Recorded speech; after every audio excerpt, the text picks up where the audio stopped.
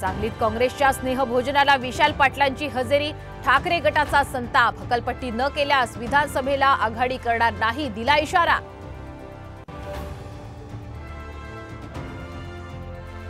दुष्काळावर उपाययोजना करण्यासाठी आचारसंहिता शिथिल करा, राज्य सरकारची निवडणूक आयोगाला विनंती. मुख्यमंत्री संभाजीनगरमध्ये घेणार दुष्काळाचा आढावा.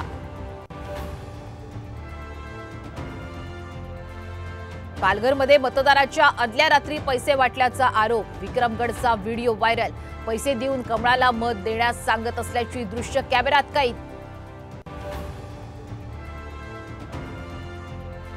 फडणवीसांचा राजीनामा मागणाऱ्या सुप्रिया सुळे आता गप्प का? पुणे ड्रंक अँड ड्राईव्ह प्रकरणावरून नितेश राणेंचा हल्लाबोल.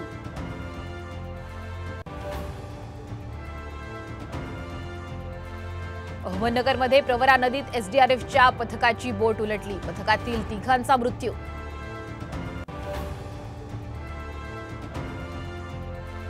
उजनी धरणात बुडालेल्या सर्व 6 प्रवाशांना जलसमाधी, बोट बुडाल्यानं दुर्घटना.